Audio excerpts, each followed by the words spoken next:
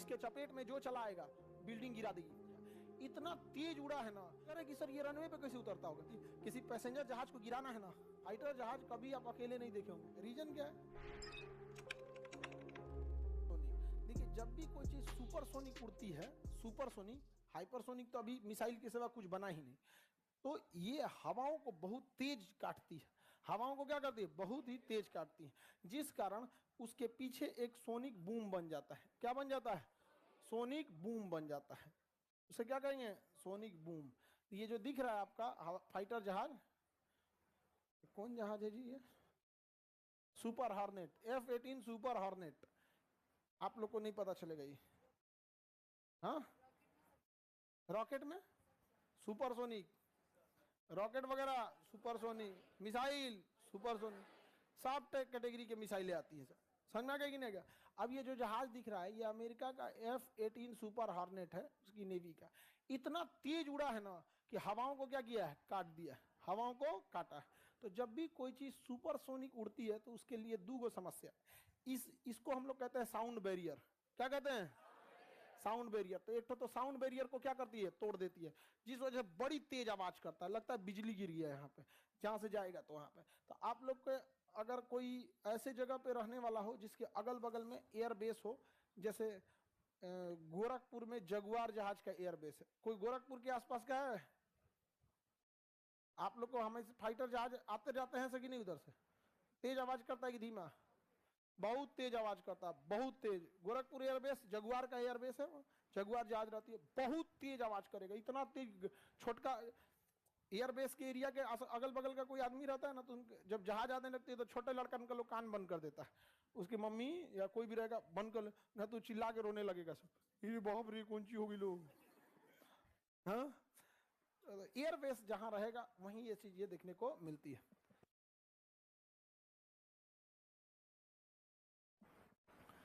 आगे बढ़े तो एक सोनिक बूम से आवाज क्या होती है? बहुत ही तेज, बहुत तेज हो जाती है सोनिक बूम से। एक ये खराबी है। दूसरा, इतनी तेज ये आगे से हवाओं को काटते हुए जाता है ना कि हवाओं में हलचल उत्पन्न हो जाता है। तो इसके पीछे एक तरंग उत्पन्न होती है। इसके पीछे क्या होती है?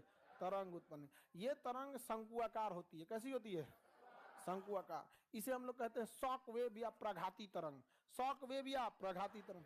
इसके चपेट में जो चला आएगा बिल्डिंग गिरा देगी। अगर आपको किसी बिल्डिंग को क्षति पहुंचाना है तो इसके ऊपर से टकरा के नहीं, इसके ऊपर से फाइटर जेट को क्या कीजिए? हाई स्पीड में लेके गुजर, देखिए ये बिल्डिंग हिल ना जाए तो कहिए एकदम हलचल हो जाएगा।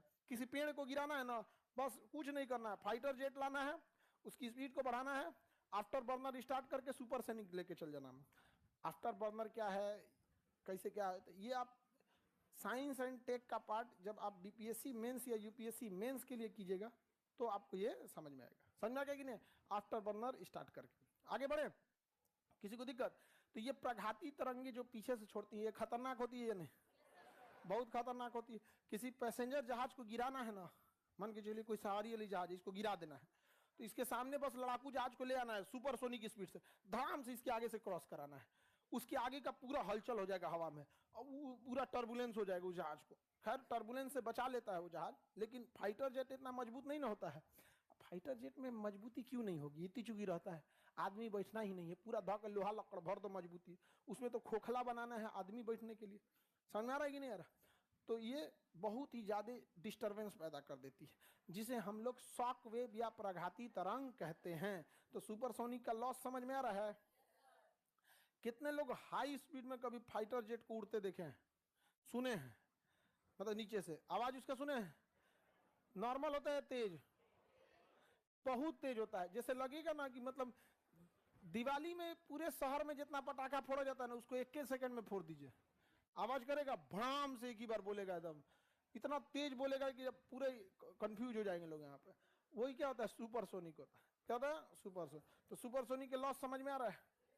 सोनिक बूम साउंड बैरियर को तोड़ेगा तो क्या आवाज आएगा? Sonic boom. क्या आएगा? Sonic boom. और दूसरा शॉक वेव।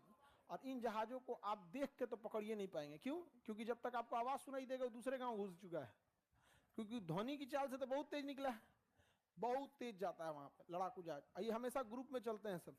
फाइटर जहाज कभी आप अकेले नहीं देखे होंगे, ये जब भी जाते हैं तो कैसे जाएंगे? ग्रुप में जाएंगे सर, 3-4 को एक साथ जाएंगे सर, फॉर्मेशन बना के ऐसे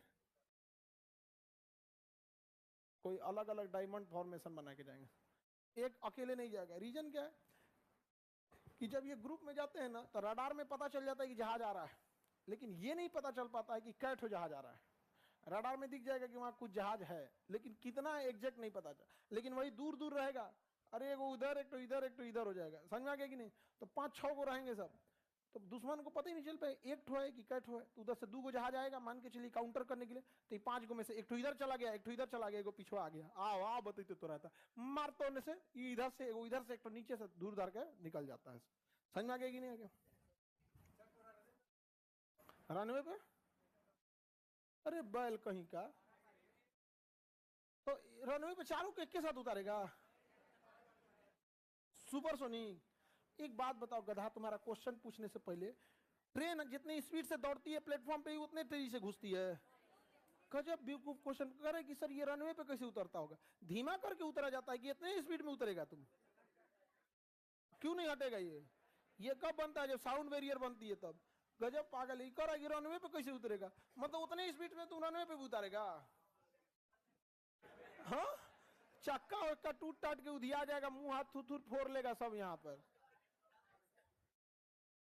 यहाँ तुमको पटना में जहाज उतरते नहीं दिखती है, कितना स्पीड में उतरती है, 150 की स्पीड में उतरती है, 170-150 की स्पीड में, इससे ज्यादा तेज नहीं उतरेगी।